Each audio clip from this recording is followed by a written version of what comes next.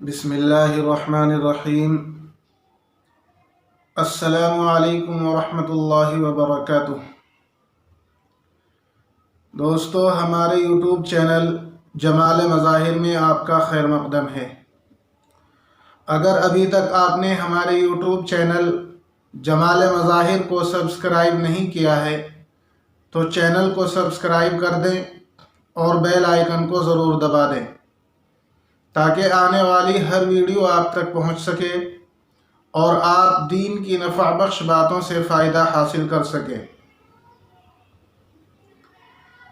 دوستو، آج کی اس مختصر سی ویڈیو میں آپ کے سامنے صلاۃ التسبیح کا طریقہ بیان کیا جائے گا اور اس کی فضیلت بھی بیان کی جائے گی۔ حدیث پاک کی روشنی میں صلاۃ التسبیح کی فضیلت اور اس کا طریقہ۔ تو چلیے ویڈیو کو شروع کرتے ہیں۔ سنن ابی داؤد، جامع ترمذی، ابن ماجہ میں ایک روایت ہے جس کو حضور اقدس صلی اللہ علیہ وسلم نے بیان کیا۔ حضور اقدس صلی اللہ علیہ وسلم نے اپنے چچا حضرت عباس رضی اللہ تعالی عنہ کو مخاطب کر کے ارشاد فرمایا: یا عباس، یا عماه، اے عباس، اے میرے پیارے چچا۔ یہ جملہ 4 مرتبہ ارشاد فرمایا۔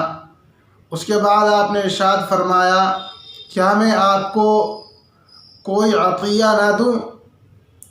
کیا میں آپ کو کوئی ہدیہ نہ دوں؟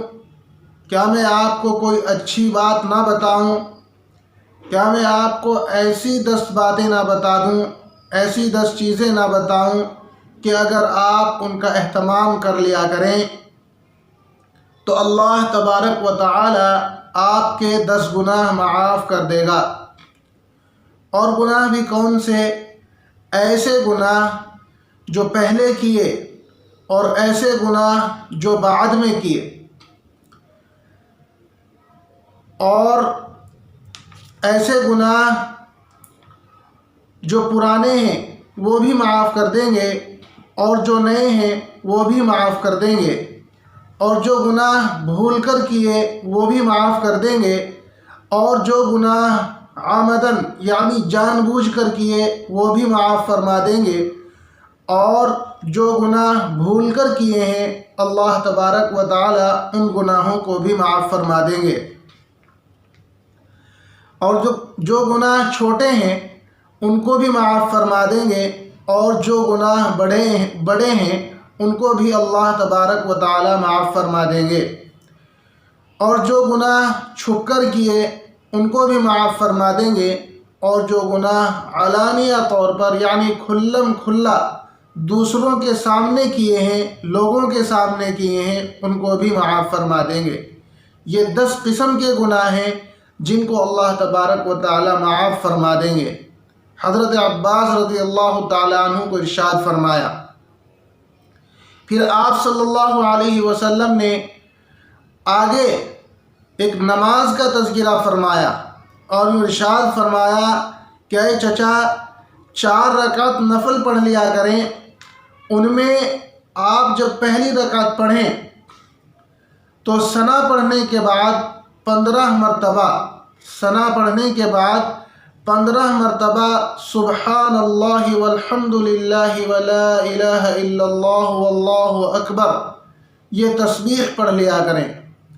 اس کے بعد تعوذ یعنی اعوذ باللہ من الشیطان الرجیم، پھر تسمیہ بسم اللہ الرحمن الرحیم، اور اس کے بعد سورہ فاتحہ کے بعد کوئی صورت ملا لیں، کوئی بھی صورت ملا لیں، اس کی کوئی تخصیص نہیں ہے۔ جیسا کہ بعض لوگ کہتے ہیں کہ صلاۃ التسبیح میں مخصوص صورتیں پڑھی جاتی ہیں، ایسا نہیں ہے، بلکہ جو بھی آپ کو صورت یاد ہو وہ صورتیں آپ ملا سکتے ہیں۔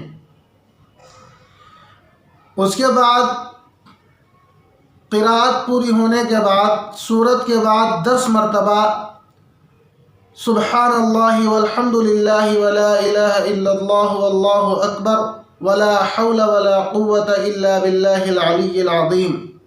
پھر یہ تسبیح پڑھنی ہے، یعنی قیام کی حالت میں ہی 25 مرتبہ یہ تسبیح پڑھنی ہے۔ اس کے بعد رکوع میں جانا ہے، رکوع میں جانے کے بعد پہلے رکوع کی تسبیح 3 مرتبہ، 5 مرتبہ یا 7 مرتبہ طاق عدد کے اعتبار سے سبحان ربی العظیم پڑھیں۔ اس کے بعد سبحان اللہ والحمد للہ ولا الہ الا اللہ واللہ اکبر، یہ تسبیح 10 مرتبہ رکوع میں پڑھنی ہے۔ پھر رکوع سے اٹھ کر 10 مرتبہ قیام کی حالت میں، جس کو قومہ کہتے ہیں، رکوع سے اٹھنے کے بعد 10 مرتبہ قومے کی حالت میں سبحان اللہ والحمد للہ ولا الہ الا اللہ واللہ اکبر ولا حول ولا قوت، یہ تسبیح پڑھنی ہے واللہ اکبر تک۔ اس کے بعد سجدے میں جانا ہے، سجدے میں جا کر پہلے سجدے کی تسبیح سبحان ربی الاعلی 3 مرتبہ یا 5 مرتبہ یا 7 مرتبہ یہ تسبیح پڑھنی ہے۔ اس کے بعد سبحان اللہ والحمد للہ ولا الہ الا اللہ واللہ اکبر 10 مرتبہ پہلے سجدے میں یہ تسبیح پڑھنی ہے۔ پھر سجدے سے اٹھ کر جلسے میں 10 مرتبہ پڑھنی ہے سبحان اللہ والحمد للہ ولا الہ الا اللہ واللہ اکبر۔ پھر اس کے بعد 10 مرتبہ دوسرے سجدے میں پڑھنی ہے، دوسرے سجدے میں جا کر پہلے سجدے کی تسبیح سبحان ربی الاعلی پڑھیں 3 مرتبہ، 5 مرتبہ یا 7 مرتبہ۔ اس کے بعد سبحان اللہ والحمد للہ ولا الہ الا اللہ واللہ اکبر، یہ 10 مرتبہ پڑھنی ہے۔ یہ طریقہ بہت آسان ہے اور ایک رکعت میں کل 75 مرتبہ یہ تسبیح پڑھنی ہے، اور چونکہ 4 رکعت ہیں تو 4 رکعتوں میں 300 مرتبہ یہ تسبیح پڑھی جائے گی۔ ہر رکعت میں یہی طریقہ رہے گا کہ قرات کو شروع کرنے سے پہلے 15 مرتبہ اور قرات ختم کرنے کے بعد 10 مرتبہ، پھر 10 مرتبہ جو ہے رکوع میں پڑھنی ہے، پھر 10 مرتبہ رکوع سے اٹھ کر پڑھنی ہے، پھر 10 مرتبہ پہلے سجدے میں، پھر 10 مرتبہ سجدے سے اٹھنے کے بعد جلسے میں، پھر دوسرے سجدے میں جانے کے بعد 10 مرتبہ سجدے میں پڑھنی ہے۔ اسی طریقے پر ہر 4 رکعت میں 75 مرتبہ کا عدد پورا کرنا ہے، تو 300 مرتبہ یہ تسبیح پڑھی جائے گی۔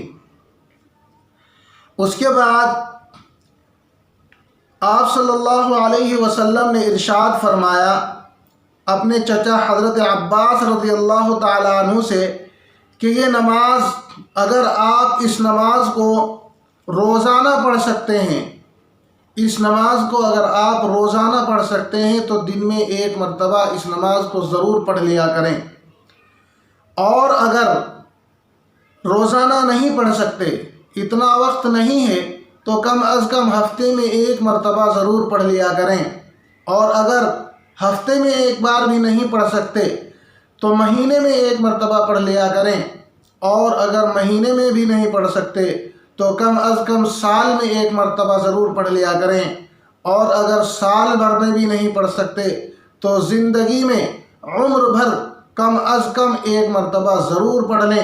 عمر بھر میں 1 مرتبہ تو پڑھ ہی لیا کریں، چونکہ یہ اس نماز کے پڑھنے سے اللہ تبارک و تعالی 10 قسم کے گناہ معاف فرماتے ہیں، جو حدیث پاک کے اندر اوپر ذکر کیے گئے ہیں۔ صلاۃ التسبیح کے متعلق ایک مسئلہ یہ ہے کہ اگر صلاۃ التسبیح میں کوئی تسبیح ہماری کم رہ جائے، مثال کے طور پر رکوع میں ہم نے 10 کے بجائے 5 مرتبہ تسبیح پڑھی اور بھولے سے ہم رکوع سے اٹھ گئے، تو اب یہ جو 5 مرتبہ کی ہماری تسبیح چھٹی ہے، اس تسبیح کو ہم اگلے رکن میں پورا کر سکتے ہیں۔ یعنی یا تو قیام کی حالت میں یا رکوع کی حالت میں یا سجدے کی حالت میں اس تسبیح کو پورا کیا جائے گا، یا قاعدے میں جب بیٹھیں گے آخر میں تشہد جب پڑھیں گے سلام پھیرنے کے لیے اس وقت یہ 5 کی مقدار پوری کر لی جائے۔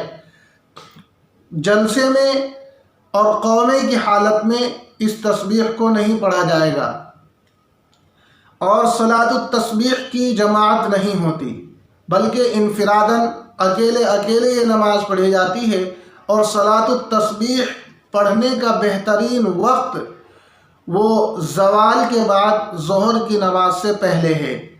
تو دوستو، یہ صلاۃ التسبیح کا مکمل طریقہ تھا۔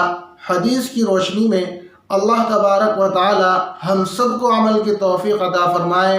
السلام علیکم ورحمۃ اللہ وبرکاتہ۔